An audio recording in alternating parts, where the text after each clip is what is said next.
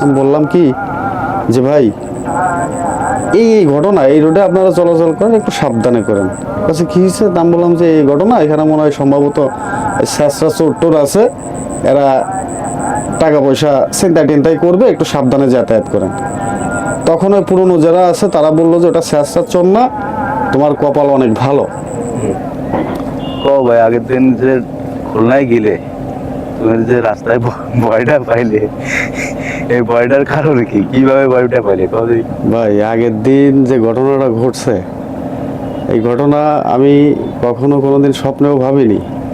দীর্ঘদিন যাবৎ এই রাস্তা দিয়ে যাতায়াত করতেছি, কখনো কোনোদিন এরকম কোনো কিছু দেখিনি। কিন্তু ওই দিন কেন এরকম হলো আমি এটা বুঝে উঠতে পারলাম না। আমি কালিয়া থেকে রওনা দিছি রাত্রে প্রায় 9টার দিকে খুলনার উদ্দেশ্যে। অনেক দিন যাবতই একা যাতায়াত করি।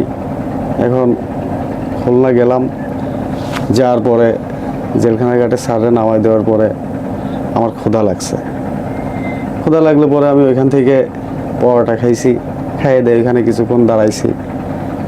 দাঁড়ানোর পরে আমি ওইখান থেকে প্রায় 10টার পরে রওনা দিছি। রওনা দিয়ে কালিয়ার উদ্দেশ্যে আসতেছি। আসার সময় ওইখানে দেখলাম যে কোলাবাজার যখন পার হয়েছি, পার হওয়ার পরে বড় একটা নারকেল পড়ে রয়েছে রাস্তার মাঝখানে।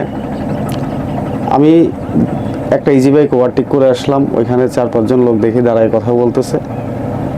তখন আমি গাড়িটা ওইখানে ব্রেক দিছি। ব্রেক দিয়ে আমি নারকেলটা উঠাইছি যে এত বড় নারকেল এখানে কোত্থেকে আসলো। পরে দেখলাম যে এখানে একটা নারকেল গাছ আছে রাস্তার পাশে। আমি নারকেলটা নিয়ে ওইখান থেকে চলে আসছি। আসার পরে আমি যখন আমবাড়িয়া পার হয়েছি, পার হওয়ার পরে ওইখানে যে ফাঁকা গ্যাপটা আছে ওইখান থেকে একটা সিগারেট ধরালাম। সিগারেটটা ধরানোর পরে আমার 2 সাইডের গাড়ির গ্লাস নামানো। এখন আবালগাতির যে টার্নিংটা আছে ওটা ঘুরলে দিয়ে সামান্য একটু সামনে যায় দেখি যে মাশাআল্লাহ আমার থেকে 3 হাত লম্বা এক ব্যক্তি সাদা ধুতি পরে, পা থেকে মাথা পর্যন্ত হাত পা কোনো কিছুই দেখা যাচ্ছে না, আর দাঁড়ায় রয়েছে। দাঁড়ায় থাকলে আমি আচমকা গাড়ি এক ধাপ ব্রেক দিছি। ব্রেক দিয়ে আমি লাইট বাড়ি দিলাম, দেখি সরে না, দাঁড়ায় রয়েছে। দাঁড়ায় থাকার পর আমি লাইট যখন বাড়ি দিছি সরে না, কি ব্যাপার? আমি মনে মনে চিন্তা করলাম যে এখানে হয়তো চেষ্টা চোর মোর গাড়িটারি আটকে টাকা পয়সা নেওয়ার একটা চিন্তা ভাবনা করতেছে। রাস্তাঘাটে তো বর্তমানে এরকম হচ্ছে। আমি ওটাই চিন্তা ভাবনা করলাম। করার পর আমি বললাম যা কিছু হোক না কেন গাড়ি ব্রেক দেওয়া যাবে না। রানিংয়ের উপরে হর্ন চাইবে ধরে লাইট বাড়ি দিয়ে সরে না। যখন ওর কাছাকাছি আমি চলে গেছি, যাওয়ার পরে ও বাতাসের মতো এমনভাবে সরে গেল, আমি চোখে অ্যাডজাস্টিং করতে পারলাম না যে কিভাবে সরে গেল।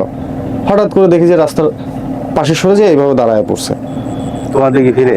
না, আমার দিকে ফিরে না, আমাদের গাজীরহাটের এদিকে ফিরে এইভাবে দাঁড়ায় পড়ছে। দাঁড়ায় পড়লে পরে বাম পাশের গ্লাস খোলা, তো আমি হালকা একটু ব্রেক দিয়ে রানিংয়ের উপরে ওরা আমি 2-4টা বকা দিছি। আমি পরের দিন যদি তোরা আমি পাই চাকার নিচে কিন্তু পিষা দিয়ে যাব। তুমি কি একা ছিলে না তোমার সাথে কেউ ছিল? আমি একাই ছিলাম ওই দিন।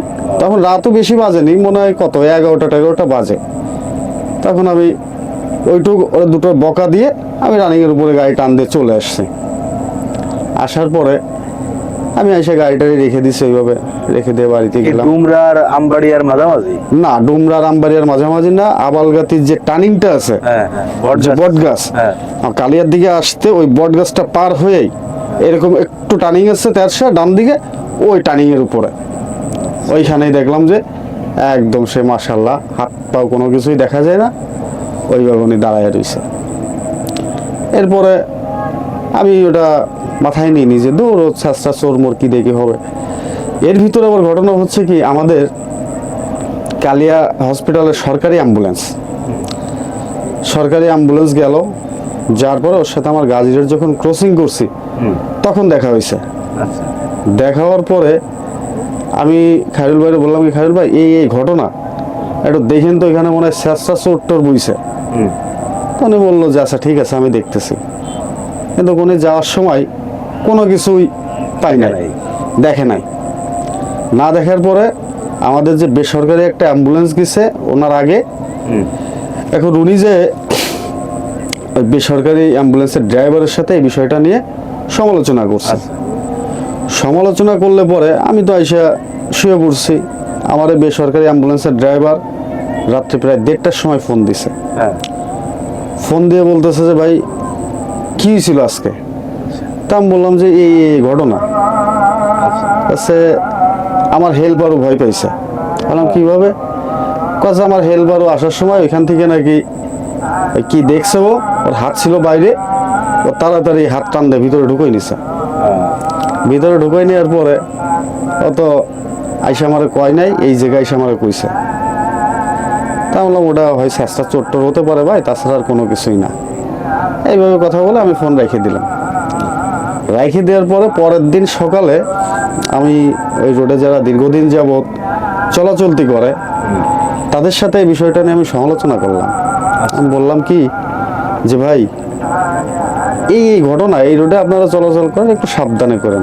কাছে কি হয়েছে? আমি বললাম যে এই ঘটনা এখানে মনে হয় সম্ভবত স্যাঁচরা চোট্টর আছে, এরা টাকা পয়সা চিন্তা টিন্তাই করবে, একটু সাবধানে যাতায়াত করেন।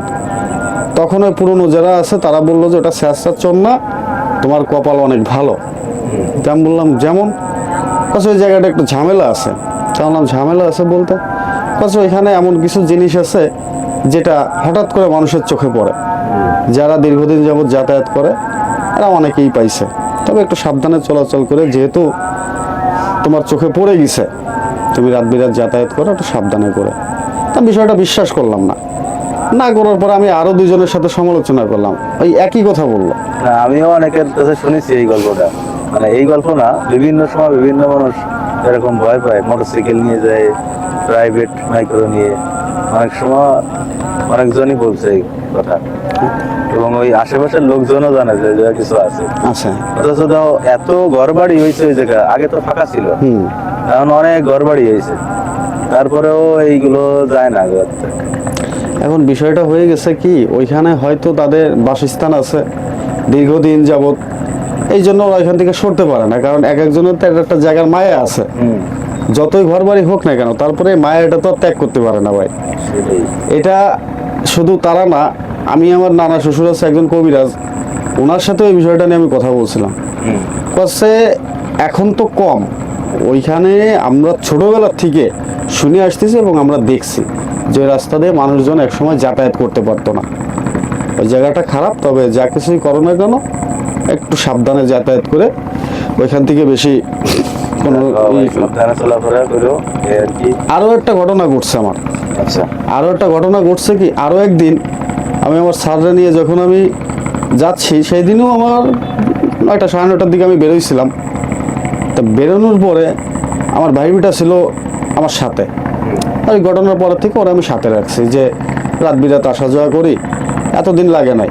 আচ্ছা। কিন্তু তারপরে ওই ঘটনার পরের থেকে কেমন একটা আচমকা ভিতরে ভয় ঢুকে গেছে, যে কারণে ওরা আমি বললাম কি তুই আমার সাথে যাতায়াত করিস রাত্রেবেলা, আমি তোর বিষয়টা দেখব। ওইভাবে ওরা আমি সাথে রাখছি। সাথে রাখার পরে ওরে প্রথম 2 দিন যখন আমি নিয়ে গেছি, নিয়ে যাওয়ার পরে তেমন কোনো কিছু হয় না। কিন্তু তৃতীয় সপ্তাহে যখন ওরে নিয়ে আমি স্যারের নামাই দিয়ে আসতেছি, আসার সময় ওরকম 12টা বা 12:30টার মতো বাজে। কি বারে? এটা হচ্ছে শুক্রবারে। আচ্ছা।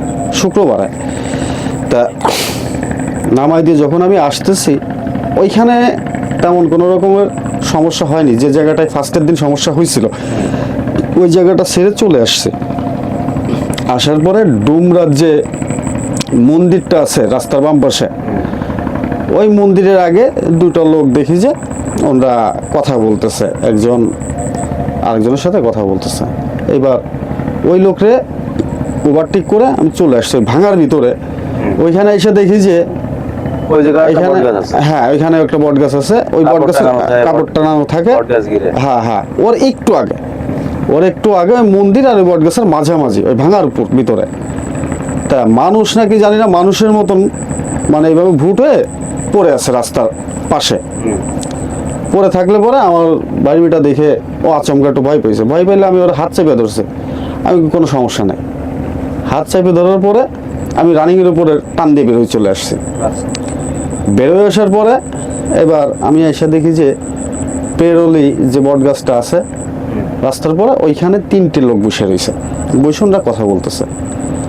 কথা বললি পরে আমি এখানে গাড়িটা একটু ব্রেক দিছি, ব্রেক দিয়ে আমি বললাম যে ভাই এই এই ব্যাপার, ওইখানে একটা লোক দেখলাম যে ওই বুট হয়ে পড়ে রয়েছে, তা আপনাকে এলাকার লোকজন কিনা দেখেন কোনো গাড়ি টাড়িতে বা কোনো নেশা টেশা আসক্ত হয়ে পড়ে আছে কিনা, এই বিষয়টা নিয়ে আপনারা একটু দেখেন। তো আমরা বললো যে কোন জায়গায়, তো আমি বললাম যে মন্দির আর ওই বট গাছটার মাঝামাঝি যাই দেখেন আছে। তো আমরা বললো যে ঠিক আছে, হ্যাঁ চল তো আমরা একটু যাই দেখি এখানে কি হয়েছে। এবার ওনারা 3জন চলে গেছে, কিন্তু ওনারা তো আমার চিনে, দীর্ঘদিন যাবত আমি যাতায়াত করি। এবার ওনারা গেছে, পরের কি ঘটনা ঘটছে আমি জানি না, আমি ওরা নিয়ে চলে আসছি। তার পরের সপ্তাহে আমি যখন খুলনা যাই তখন ওনাদের সাথে আমার দেখা হয়েছিল। দেখা হওয়ার পরে গাড়ি সিগন্যাল দিছে, সিগন্যাল দিলে পরে আমি দাঁড়াইছি। আমি বললাম, কি ব্যাপার?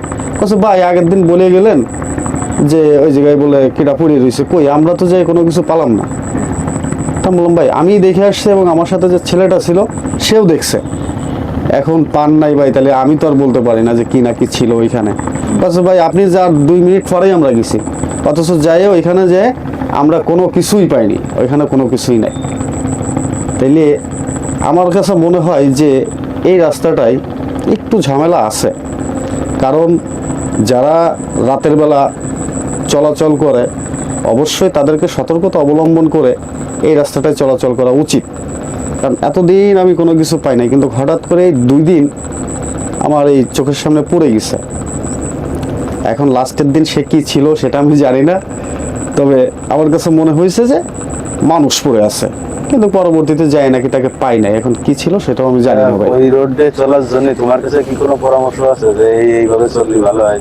এখন বিষয়টা হচ্ছে কি, আমি শুধু এতটুকু কথাই বলবো যে আমরা যেটা শুনে আসছি ছোটবেলার থেকে, যে আগুনের সাথে হচ্ছে সব জিনিসের শত্রুতা। আগুন যদি কাছে থাকে, আগুন আর লোহা যদি কাছে থাকে, সে যে কোনো জিনিসই হোক না কেন মানুষ বাদে তার কোনো ক্ষতি করতে পারে না। না ঠিক আছে, যেহেতু তুমি স্মোকার, তোমার কাছে তো আগুন থাকে, ম্যাচ থাকে, লোহা থাকে, ম্যাচের মাথায় লোহা, আবার গাড়ি চালাচ্ছ যেটা সেটাও লোহা, তাই না? এখন বিষয়টা হচ্ছে কি যে আগুন আর লোহা এই দুটো কিন্তু আসলে উপকারী জিনিস, তা হয়তো ওই কারণেই তোমার কাছে আসছে। কাছে আসতে পারে না। আমি যেটা ধারণা করলাম যে ওই দিন আমার হাতে সিগারেটটা ধরানো ছিল, আমি টানতেছিলাম, আগুনটা ছিল আমার সাথে, যে জন্য হয়তো বা আমি বড় ধরনের একটা বিপদের হাতের থেকে বেঁচে চলে আসছি। এতক্ষণ শুনলাম আলামিন ভাইয়ের মুখে একটি ভয়ঙ্কর গল্প। আলামিন ভাই অনেক দিন ধরে মোটর ডিপার্টমেন্টের সাথে যুক্ত আছে। উনি দেশের বিভিন্ন এ প্রান্ত থেকে ও প্রান্ত গাড়ি চালিয়েছে, বিভিন্ন ধরনের গল্প তার কাছে জমা আছে। আমরা শুনবো এক এক করে, সিরিয়াল বাই সিরিয়াল। আজ থেকে শুরু করলাম। ধন্যবাদ সবাইকে, সবাই ভালো থাকবেন।